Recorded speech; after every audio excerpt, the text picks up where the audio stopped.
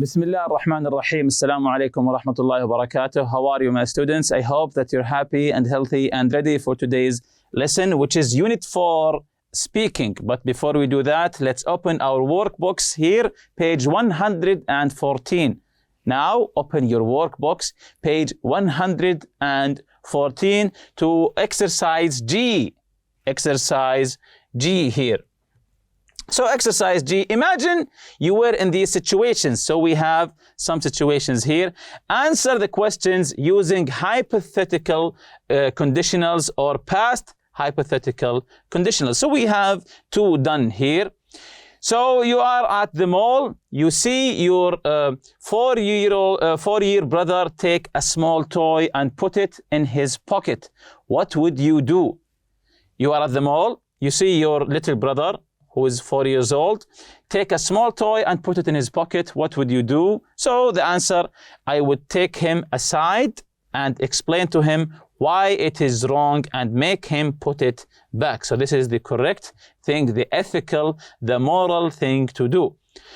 You stayed up all night playing video games. The next day, you took an English test and failed it. What would your mother have said if she had found out why you did poorly on the test? So if she found out the truth that you didn't study, you just played video games, what would she say? So if you hadn't stayed up all night playing video games, you wouldn't have failed your English test. So this is what the mother would have said.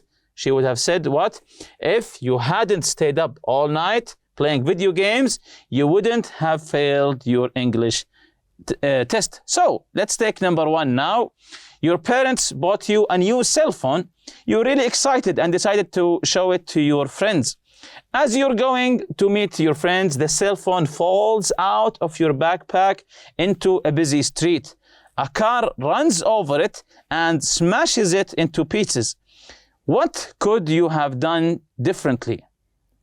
What could you have done differently? So your parents bought you a new cell phone. You're excited to show it to your friends. So you want to show it to your friends. As you're going to meet your friends, the cell phone falls out of your backpack. So you're wearing a backpack into a busy street with lots of cars.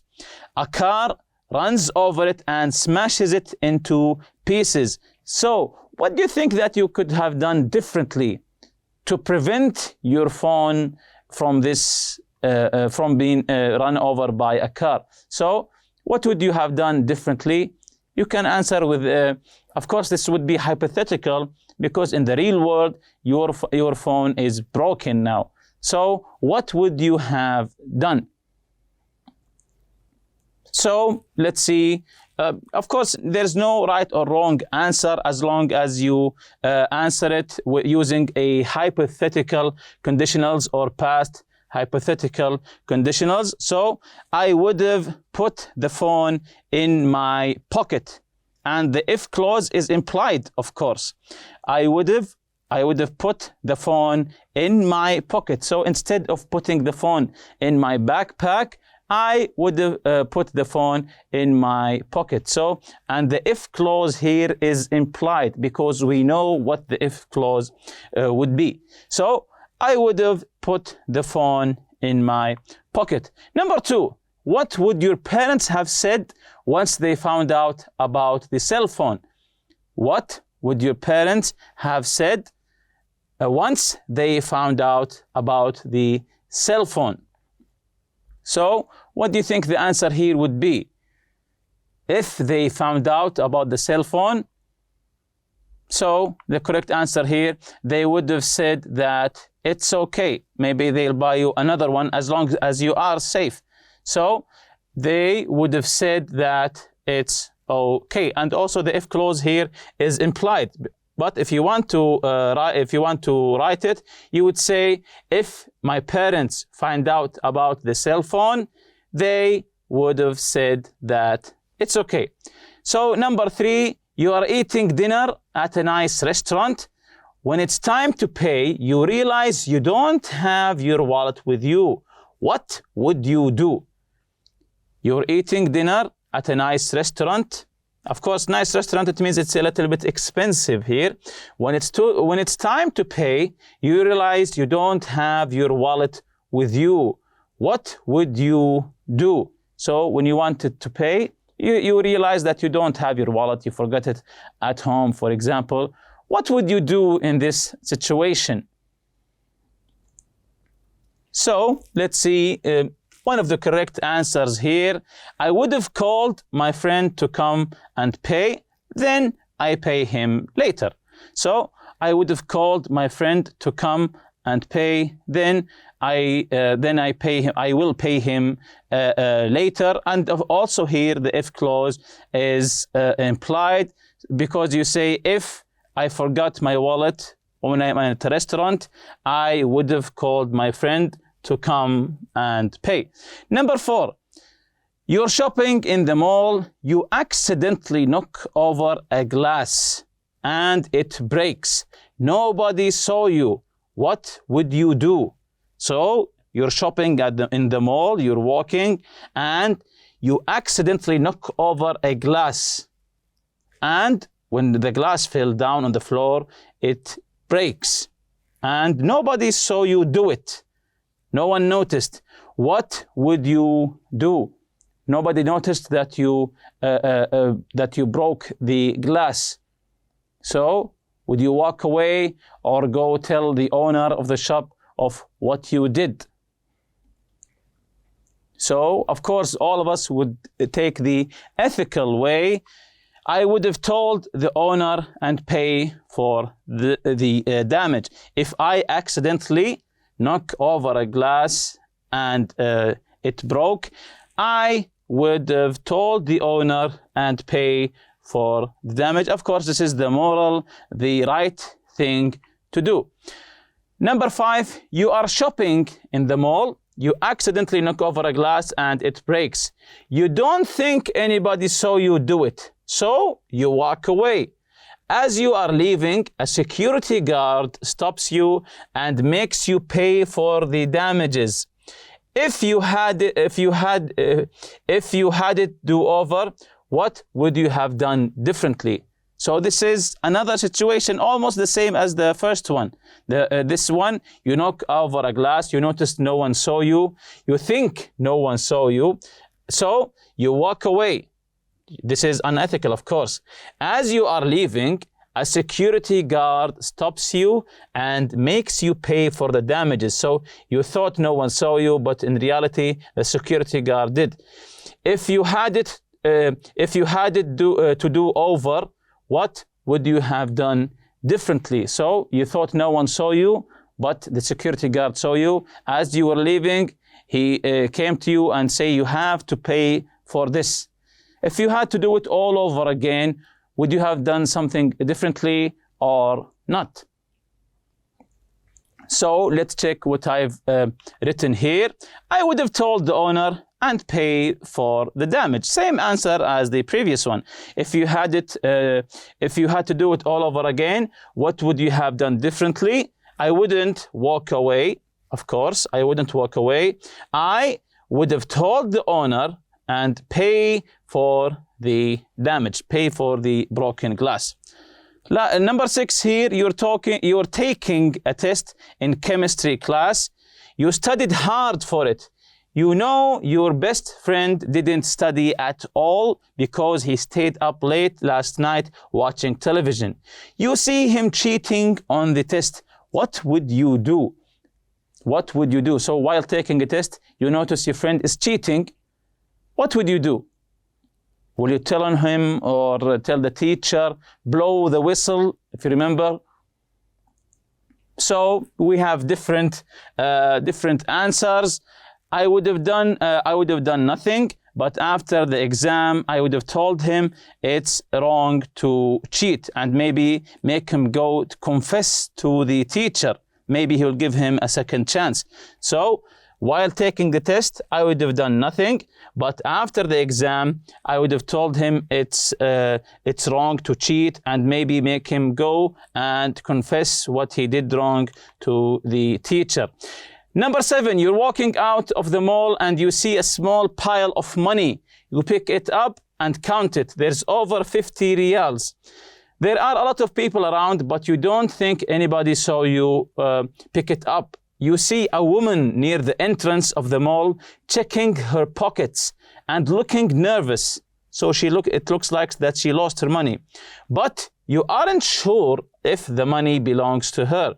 What would you do? What would you do? So you saw 50 riyals and there's a woman, she looks like she lost something, but you're not sure if the money belongs to her. What would you do? So, for example, here I said, I would have asked her if she has lost anything. So I would have asked her if she has lost something. Maybe then she will answer me, yes, I lost money. That's why I wouldn't say immediately, did you lose your money? The correct thing to do is I would have asked her if she has lost something. Then she will say, yes, I lost my money or my car keys if I'm wrong, and so on. Number 8, your brother is the best player on the school football team. Your parents are very strict. If he doesn't get an A in every class, he's not allowed to play football. He has football practice every night, so you know he is very busy. He asks you to do his homework every day before class. What would you do? What would you do? Would you do his homework for him, or would you advise him to study hard and so on? And your parents are strict with him. So I said I would have told him to study harder and achieve his goals by himself. I would have told him to study harder, to work harder, and achieve his goals all by himself. Moving on to exercise H here for the reading, page 115. Read the article, then answer the questions. Kohlberg's theory of moral reasoning. So let's listen to the article together. Then we will be answering some questions about the article. Let's listen. Kohlberg's theory of moral reasoning. A moral dilemma is a big problem or quandary that will have both positive and negative outcomes no matter what decision is made. Kohlberg's theory of moral reasoning describes the development that people go through when making moral decisions. It has 6 sequential stages, meaning that they go in order, and that no stage is ever skipped. Kohlberg's theory is based on his research, which consisted of presenting the following Heinz dilemma to his subjects and having them make a decision about what they would do. A woman was near death from a special kind of cancer. There was one drug that the doctors thought might save her. It was a form of radium that a druggist in the same town had recently discovered. The drug was expensive to make, but the druggist was charging 10 times what the drug cost him to produce. He paid $200 for the radium and charged $2,000 for a small dose of the drug. The sick woman's husband, Heinz, went to everyone he knew to borrow the money, but he could only get together about $1,000, which was half of what it cost. He told the druggist that his wife was dying and asked him to sell it cheaper or let him pay later. But the druggist said, "No, I discovered the drug and I'm going to make money from it." So Heinz got desperate and broke into the man's store to steal the drug for his wife. Should Heinz have broken into the laboratory to steal the drug for his wife? Why or why not? In order to determine which stage of moral reasoning each person was in, Kohlberg would focus on how they supported the decision they made, rather than the decision itself. The stages are as follows. Stage 1, obedience. In this stage, the focus is on avoiding punishment. The rules for right and wrong are determined by parents and teachers. Example answer, he should not steal the medicine, because he will go to jail. Stage 2, self-interest. Subjects concentrate on their own needs and occasionally the needs of others. Fairness is present, but decisions are made based upon their own desires. Example answer, Heinz should steal the medicine, because he will be happier if he saves his wife, even if he has to go to jail. Stage 3, conformity. People in this stage will emphasize being nice or good to gain approval from others. Example answer, Heinz should steal the medicine because he wants to be a good husband. Stage 4, social systems. People in this stage define right and wrong by doing one's duty to society. They are concerned with showing respect for authority and maintaining social order for its own sake. Example answer: Heinz should steal the drug for his wife but also be punished for the crime. He should also pay the druggist what he is owed. Stage 5, human rights. In this stage, subjects are concerned with human rights. They try to define moral values apart from the authority of the group. Example answer: Heinz should steal the medicine because everyone has a right to choose life, regardless of the law. Stage 6, universal human ethics. In the final stage of moral development, subjects follow self-chosen ethical principles that are valid and applied universally. Example answer: Heinz should steal the medicine, because saving a human life is a more important value than the property rights of another person. Exercise A here, exercise I, page 116. Read Carl's dilemma. So we have a dilemma here, and answer the questions. So we'll be reading about Carl's dilemma, then we'll be answering some questions about the dilemma that he is in. So let's listen. Carl was studying as his younger brother Sid played nearby. He had promised to keep an eye on his brother until their parents came back. Suddenly, the phone rang. It was Mitch, Carl's best friend. Mitch wanted to come over and show Carl a new gadget that he had just bought. Carl looked at the time. He would have to get his brother ready for bed. This was all his idea. He had suggested that they stop using a babysitter as he could look after Sid. As expected, their father suggested that Carl get an additional allowance for his help. Their parents were not due back for at least an hour. He needed about 20 minutes to feed Sid and then put him to bed, so that would probably leave another half hour if he didn't read a story to him.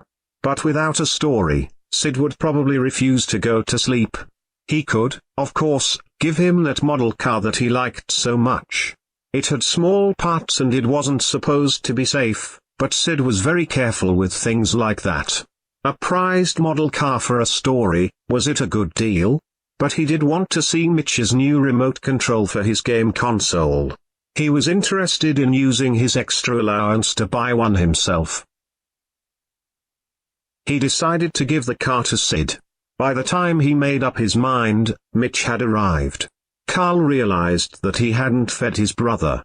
He asked Mitch to wait, went into the kitchen and warmed up some milk. He put some cookies on a plate and gave them to Sid. Sid took one sip of milk, dropped the cup on the carpet, and started crying. The milk was too hot. Mitch suggested they give Sid some ice cream to soothe him. So Sid had ice cream for dinner, and the model car. All was well. When their parents returned, they found Mitch and Carl playing. They knew Mitch and were happy to see that Carl had company. They asked him if he'd fed Sid and put him to sleep. Carl said he had. All of a sudden, they heard a choking sound from Sid's room and ran upstairs. Sid was sitting on his bed hanging onto the model car, choking on a part he had pulled off. "Sid," said the mother. "It's all right, hang on. Why did you take Carl's car? I've told you not to." So now that we have listened to the dilemma about Sid and his brother Carl, number one, what did the mother assume? What did she assume, the mother? What did she assume? So the answer is she assumed that Sid had taken the car without telling Carl. So she assumed that Sid had taken the car without telling Carl, but we know that Carl gave him the car. Number two, what was Carl's dilemma at the point? What was his dilemma at that point? So, of course, whether he should tell his mother that he had given the model car to Sid himself. Number three, did Carl betray his parents' confidence in him? Why or why not? So this is, of course, according to your own opinion. He did, of course, betray their confidence, but it's partly. He kept an eye on Sid and tried to feed him and then put him to bed, but was not prepared to take time needed. So he gave Sid a model car with small parts just to make him happy, to keep him happy, so he could play with his friend. So yeah, that's why I said he did betray, but partly. Did he betray his younger brother? Why or why not? I said here, in Sid's eyes, in his own opinion, he probably didn't, because he had given him the car, because his brother wanted the car, so that's why he gave it to him. In his eyes, in Sid's eyes, he probably didn't, because he had given him the car. So here, exercise B, the part B, read the story again and make notes on each event and its effects. We have 3. You have to put 3 events or cause, then the outcome. What would you have done? Do you think Carl made the right decision? If you don't agree, what do you think he should or shouldn't have done? Why or why not? So we have to listen to the story again, read it again. Then now we will complete this chart. You can notice the first one is already done for you. Number 1, the event, the phone rang, and the outcome, Carl wanted to see his friend's new gadget. So he told him, I got a new gadget. So number 2, what's the second event? And tell me the outcome or the effect it had. So number 2, gave Sid milk, for example. He gave Sid milk. So what's the outcome? What happened later? Yes, Sid dropped the cup on the carpet and started crying. What about a third event? For example, Carl gave Sid ice cream and the model car. Just to make him stop crying, he gave him ice cream and gave him the model car. What's the outcome? What's the effect of that happening? What happened? Yes, Sid choked on a small part. Jumping to today's lesson, the objective, decide whether to take genetic testing or not. Fill the chart about genetic testing. Work in pairs or groups. Think about what you have read and heard about genetic testing and discuss the question below. If you were offered genetic testing, would you do it? Why or why not? If you were offered to do genetic testing, would you do it? Why or why not? So discuss this with your colleagues and make notes here, this chart. Type of genetic testing you read or heard about, write it here. Reason for taking the test. If you want to take the test, give us a reason. If you don't want to take the test, reasons against taking the test, write it here. Should it be made available to everyone? Why or why not? Put it here. So write 3 types of genetic testing that you read or heard about. And here's a fun fact for you. People have always found it hard to make decisions. Here are some quotes about the subject. We can avoid making choices by doing nothing, but even that is a decision. A wise man makes his own decisions. An ignorant man follows public opinion. Be willing to make decisions. That's the most important quality in a good leader, making decisions. Here is additional activity. What if would you do? So what would you do? What would you do if your brother, best friend, asked you to copy your homework? What would you do if your parents forbid you to play a certain video game, but you know your friend has it in his house? So all of these are hypothetical questions. What would you do if things happen? So read the questions and answer it with your colleagues and check out your answers together. And with that, we reach the end of this lesson. See you next lesson, inshallah. Subhanakallahumma bihamdik. Ashhadu an la ilaha illa anta astaghfiruka wa atubu ilayk. Assalamu alaikum.